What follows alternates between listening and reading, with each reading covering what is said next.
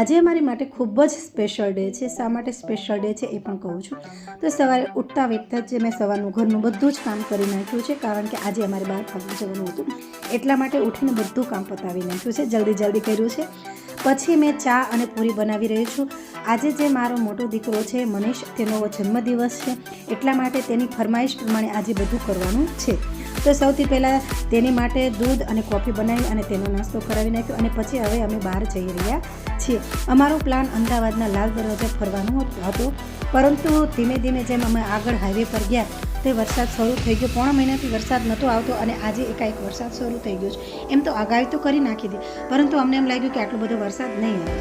પછી અમે ત્યાંથી વચમાં મોગલમાનું ધામ આવે છે, ત્યાં અમે ગયા દર્શન કરવા માટે, કેમ કે જન્મદિવસના દિવસે મંદિરે જવું જરૂરી છે. એક અલૌકિક શાંતિ મળે છે. અમે અહીંયાના સિક્યુરિટી ગાર્ડને પૂછ્યું હતું કે ફોટો કે વિડીયો પાડી શકે. એને એટલી નમ્રતાથી વાત કરી કે હા બેન, તમે કરી શકો, કંઈ વાંધો નહીં, કેમ કે આપણે પણ આપણી મર્યાદામાં રાખીને વિડીયો અને ફોટો પાડતા હોઈએ છીએ.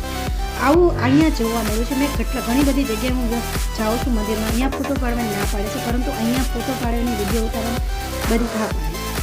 પછી મેં મોગલમાની આજુબાજુ પરિક્રમા કરી.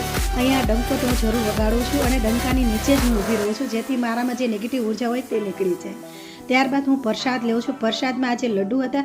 નાના બાળકોને અને લેડીઝને આખો લાડવો આપતા હતા, પરંતુ જેન્ટ્સને અડધો લાડવો આપતા હતા. મારા હસબન્ડ કે મને તો અડધો જ આપ્યો, એટલે મેં ફરીથી લાડવો લઈ લીધો. અહીંયા તમે જેટલી વાર પ્રસાદ લો, કોઈ ના નથી પાડતા.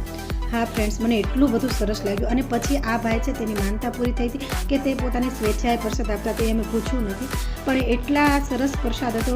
ફરાળી ચેવડો હતો, એ પણ તમારે જેટલી વાર લેવો હોય એટલી વાર લઈ શકો છો. પછી અમે હા, એક વાત છે, રવિવાર મંગળવાર ખૂબ જ ગળદી હોય છે, તમે જરૂર અહીંયા આવજો. ખૂબ જ શાંતિ તમને મળશે, અલૌકિક શાંતિ મળશે. તમારા બાળકનો જન્મદિવસ હોય તો જરૂર આવજો. પછી અમે ત્યારબાદ અમે બાવળા જે હોનેશ હોટલ છે તેની બાજુમાં જે મોલ છે ત્યાં અમે ગયા હતા. અહીંયા પણ અમે જ્યારે હોય ત્યારે જઈએ છીએ. ઘણીવાર અમે અહીંયા ખરીદી કરતા જોઈએ છીએ, અને આજની ખરીદી ત્યાં જ કરી હતી, કેમ કે આગળ જવાય એવું નહોતું, બહુ જ વરસાદ શરૂ થઈ ગયો. પછી અમે જે હોનેસ્ટ હોટલ છે ત્યાં ફિક્સ થાળી, પંજાબી જે ફિક્સ થાળી આવે છે તે જ અમે ખાતા હોઈએ છીએ. લગભગ આ થાળી 80 રૂપિયાની હતી ને, ત્યારથી ખાતા હતા. અત્યારે 240 રૂપિયાની આ થાળી થઈ ગઈ છે. ભાવ વધ્યા છે, પરંતુ છાશની ક્વોન્ટિટી ઓછી થઈ ગઈ છે. જે અથાણું આવે છે તે જે છે એ જ પ્રમાણે અમે અત્યાર સુધી ત્યાંનું અથાણું ખાધું જ નથી, કેમ કે ભાવતું જ નથી.